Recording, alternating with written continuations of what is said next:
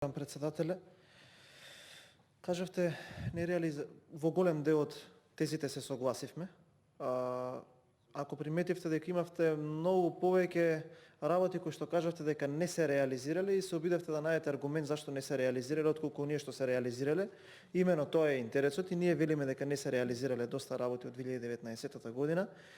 Рековте капиталните инвестиции имаат нереализираност со причина. Точно.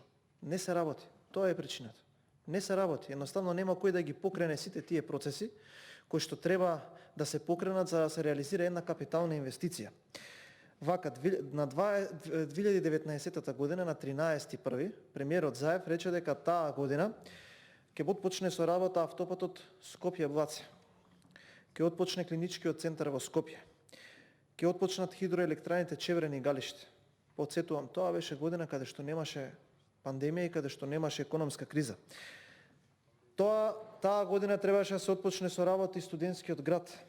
Таа година требаше да се почне барем 1 километар од оние ветени 500 километри автопат. 2019 година е година каде што сме потрошиле 3,5 милијарди евра буџет.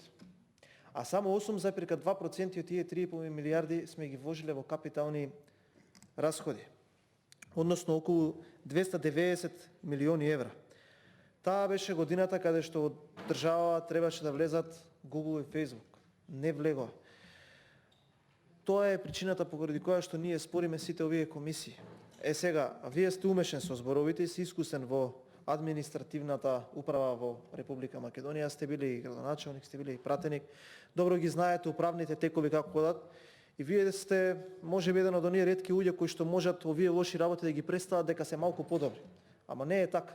И вие знаете, заради тоа што во вашето богато политичко искуство во изминативе 30 на години сте имале можност да видите какви перформанси треба да поседува една влада за да реализира капитални инвестиции, односно да реализира буџет кој што ќе може да испорача раст на економијата. И 2019 година не беше така, и 2020 не е така, и 2016 не беше, и 17 и 18 и 2021 година и покрај тоа што е втори месец нема да биде така. Заради тоа што во компаративните анализи кои што ние ги изготвуваме како опозиција, ќе го абстрахираме феноменот на пандемија. Заради тоа што тоа е нешто што влијае на сите текови. Ема еве да абстрахираме, има некаде каде што не влијае. Не влијае во работните часови кои што се потрошени на владините функционери за да може да се реализира еден проект. Не влијае. Не влијае заради тоа што еве вие сте биле градоначалник. Имаме ние дузина бизнисмени кои што не можат да стигнат до градоначалниците за да придобијат одреден документ. И вие тоа го знаете. Имаме бизнисмени кои што сакаат да вложуваат стотици милиони евра во капитални инвестиции, не може да ги сретнат градоначалниците. Не може да дојдат до владините функционери. Не се пристапни луѓето. А зошто не се пристапни? Зошто не работат? Зошто не работат? Еве, ќе се абстрахираме и од политичките текови. Вие сте од Кавадарци, колегата Зоран Јованчев е од Кавадарци. Во Кавадарци е една од општините каде што се реализираат можеби најмногу проекти во оваа држава. Зошто? Заради тоа што локалната самоуправа реализира проекти, ветува. Можевме да видиме дека премиерот завчера мислам дека беше, кажа само 10 градоначалници од кои што е задоволен. Вие имате 57. Знаете ли зашто е тоа така? Затоа што тие 10 луѓе можеби си ја вршат својата работа или во најмала рака одат на работа. Имаме ние луѓе кои што не одат на работа во оваа држава. Кои што не си ја вршат работата. Тие министерства не одржуваат состаноци. Не реализираат проекти. Затоа е тоа така. Затоа 2019 година беше неуспешна. Затоа сменивме тројца министри. Има случаи кои што еве и од мнозинството ќе се согласат, да не напоменувам, не се тука присутни, каде што искажуваат пофалби кон минати министри за финансии, дека се работело, дека некој тука доаѓа дава отчет. Сега не е така. Ако вие го смените тројца министри за една година, значи нешто не е добро. Од кој што едниот се исели во држава, тоа укажува како на кој начин се работел и на кој начин ќе продолжи да се работи. Од аспект на другите работи кои што ги споменавте, спортските сали, чинам дека беа.